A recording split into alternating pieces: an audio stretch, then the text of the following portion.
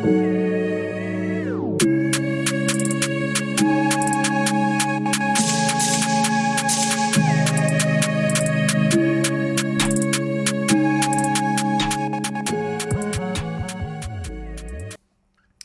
right, y'all. This is Marcus Sniffles here with more Colts content, Colts fan, NFL expert, all that good stuff.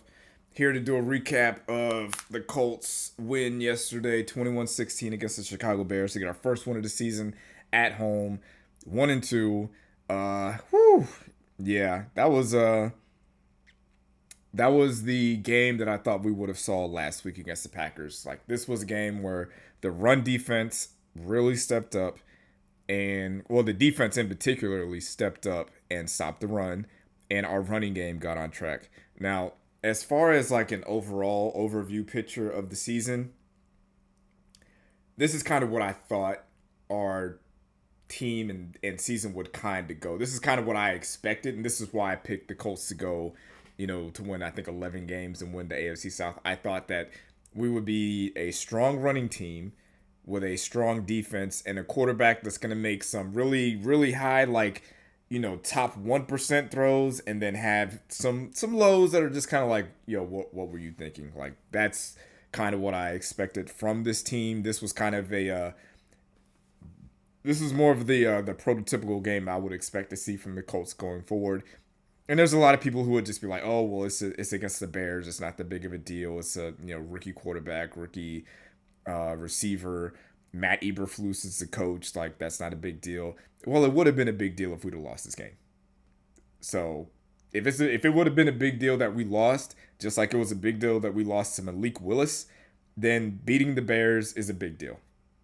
Like, I'm sorry, it's a big deal. Like, there were a few positives out of this game. There's a few negatives, and there's a handful of uglies. Before we get into that, make sure you guys like the video, hit that subscribe button. We got a lot of Colts content coming. We're going to keep pushing it out as the season goes by. I appreciate you guys liking the videos, liking the shorts and all that stuff. Really helps me out, and hitting that follow button. So definitely appreciate that. The biggest positive that I saw from today was the Colts getting back to running the ball. Just flat out give the ball to 28 and let him do his thing. 23 carries, 110 yards, 4.8 yards a carry. I think they threw it to him. I think they only threw it to him like once, or they threw it to him twice. He missed one, which, I mean, I guess that kind of, all the people that were wondering about why he wasn't in the game on fourth down last week, or in the fourth quarter last week, is because he's not a reliable pass catcher, but when he catches the ball, he had a catch for 25 yards. Like, he is one of the most patient runners I've seen in a very long time, where he just gets behind somebody, makes a cut, gets the defender going another way, and then goes another way, and then also has the explosion to just get down the field and get into the end zone. He is clearly our best player on offense, and we have to treat the offense like that. We have to run the offense as if Jonathan Taylor is the best player. And we also have to run off our offense as if running the ball is our best play.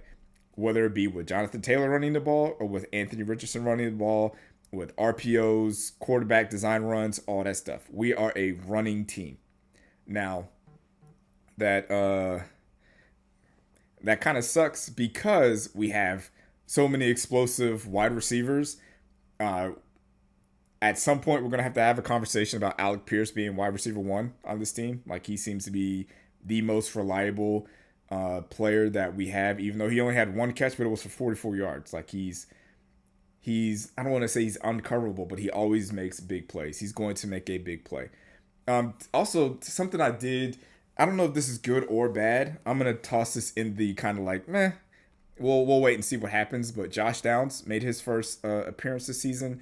He only had, 5 targets for 3 catches. He had 1 drop, but I think that was just him kind of, getting back into the game. So that's going to happen. I'm not tripping over that. But the thing that I noticed with him is that with him coming back, A.D. Mitchell was kind of obsolete. Like, I don't recall seeing A.D. Mitchell on the field except for maybe like 2 plays. And I think they only threw it to him 1 time. So I personally don't like that, because in the previous 2 games, A.D. Mitchell has been getting open, like wide open, deep, and AR has just been missing them. But I feel like the more reps they get, the more that we'll be able to exploit that matchup. And with Josh Downs coming back, this is, you know what, this is a good thing. This is a good problem because we have so many good options at wide receiver, because Alec Pierce has been the most consistent wide receiver, big play guy, and Michael Pittman, wide receiver one, we paid him like it. He gets the most targets for the most part. Intermediate short route guy, great blocker, just like Alec Pierce. Josh Downs, quick win guy, can work over the middle. He's going to beat linebackers in coverage. And you have A.D. Mitchell, explosive, deep threat down the field. And they're all great run blockers. So it's kind of hard to say, like, all right, well, who has to go to the bench? Who's not going to get a lot of pass plays? And I think we talked about that last week. So it looks like A.D. Mitchell is the odd man out here. Yeah, but I just like the way that we ran the ball. The bad. Well, let's stick some more on the good. Jalen Jones.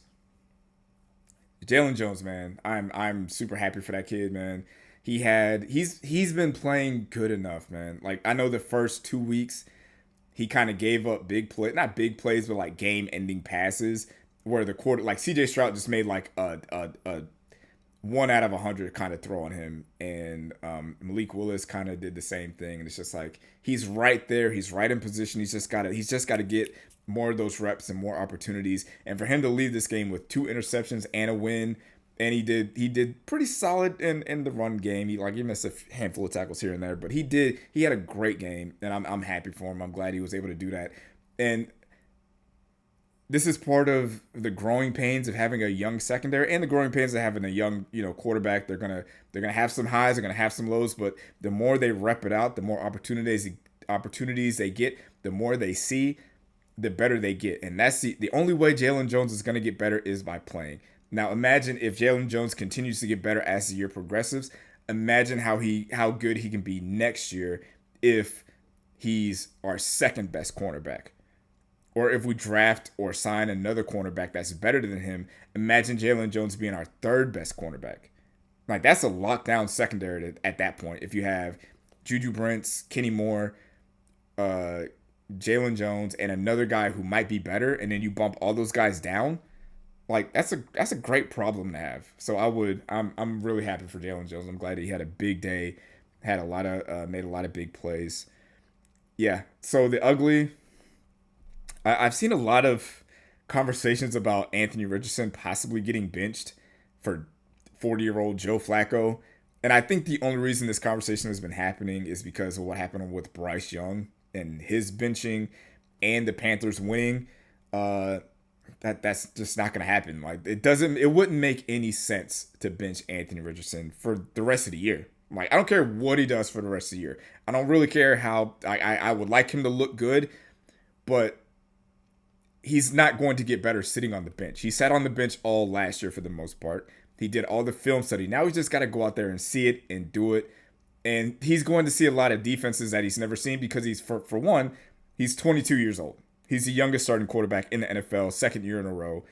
And he hasn't played a lot of football. I think if you go back from high school to the NFL, he's played less than 25 games. So he's just got to keep playing.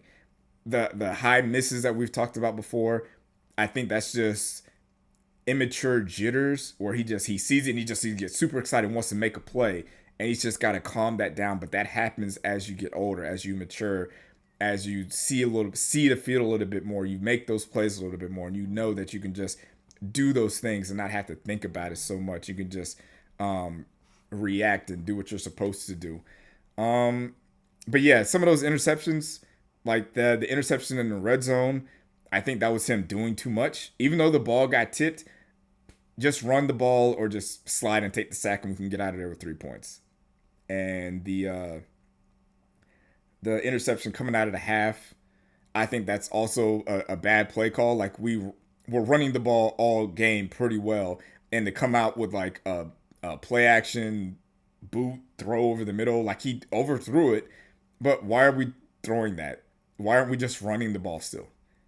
Just keep running the ball. And that would be my main thing. We have, according to PFF, we have the best offensive line in the league.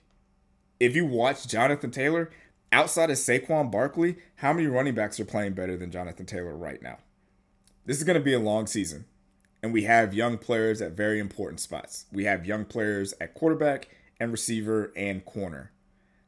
So there's going to be missed opportunities and there's going to be blown plays, but the coaches do have to put them in the best position to make some of these plays. Like on some of these third and fourth and shorts, uh, cornerbacks and safeties being 5 and 6 yards, well, not even that, being 10 and 15 yards off of the receivers and short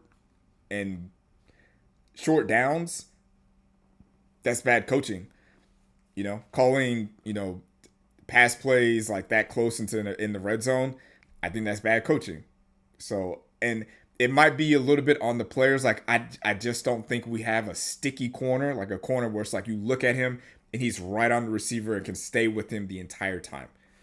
I think that would be something that would help us out maybe in free agency or in the draft. So that would be something I would look out for. But going forward, like we have a really tough game at home against the Steelers. The Steelers are kind of how we should be playing right now. We should be playing great defense and running the ball. Like we should be playing football like it's 1973. Just run the ball, fucking triple option if you got to. Don't throw the ball unless you have to, and just play sound defense. Another good that I forgot to mention, Latu got his first sack and a fumble force. Latu should have had at least five, not five. He should have had at least 3 sacks, but Caleb Williams was drafted number 1 overall for a reason, and he was able to get out of a handful of those sacks. But yeah, it's good to see Latu get a sack. Hopefully he gets at least 8 or 9 more for gambling purposes on my end. But yeah, it's good to see that a defensive player is making plays, like a young defensive player like Latu and Jalen Jones. Like these guys are only gonna get better. Jalen Jones is only going to get better. Latu's only going to get better. Anthony Richardson's only going to get better. A.D. Mitchell only going to get better. We have a super young team. And as much as injuries suck, it's pretty good to get these young guys more reps, more opportunities, and more plays on the field. We have a lot of penalties. I feel like the penalties is kind of it hurts our offense to the point where we cannot. Our offense, if we have a drive that starts at 1st and 15 or if it's 3rd and 8, our offense kind of tends to struggle a little bit. And that's a little bit on the coach, it's a little bit on the quarterback, but we cannot afford dumb penalties. I'll say that. Dumb penalties can't happen. And you kind of avoid dumb penalties by running the ball. And another thing that we've kind of struggled with over the first 2 games was the turnover battle. Now, we won the turnover battle, but that's because we turned the Bears over 3 times and we only turned the ball over twice, so 3-2. So it would be a lot. Imagine how differently this game goes if we don't have 2 turnovers and they have 3. So those are things that need to be cleaned up.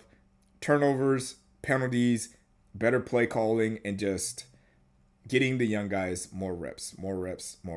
And if you're one of those people that wants to bench Anthony Richardson, just enough. Like, we're not doing that. That's not even a viable option at this point. So let me know what you guys think in the comments. How are we feeling about Pittsburgh? What do you think we need to do to get a win, to get to 2-2, especially with the Texans losing? Now, okay, I know I was gonna end this video, but real quick, the way Brian Flores coaches defense with all the the blitzes and the man coverage, him and like Spags in Kansas City, that's what I want in Indy. That's what I want from a defensive coordinator. Like I'm not super high on Gus Bradley. I'm not super high on the whole like cover 2 and playing like prevent defense pretty much all game. I would prefer to have a coach, a defensive coordinator that's gonna blitz and give you different looks and play man-to-man coverage, 0 blitzes and something exotic. Gus Bradley is a little bit boring as a defensive coordinator. I feel like no matter what happens, he's gonna get fired at the end of the season. So if there's a way for us to get like a Brian Flores type, a Spagnuolo type, like we're not gonna get those guys, but like okay.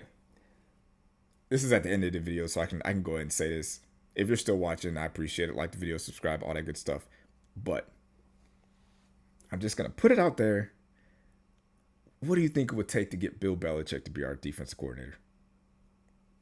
Just something to think about. Something to think about. I'm not saying we should do it. Just putting it out there. Appreciate it. Peace. Thank you for watching the video. If you've made it this far, drop a like. Subscribe so you don't miss any videos like this one.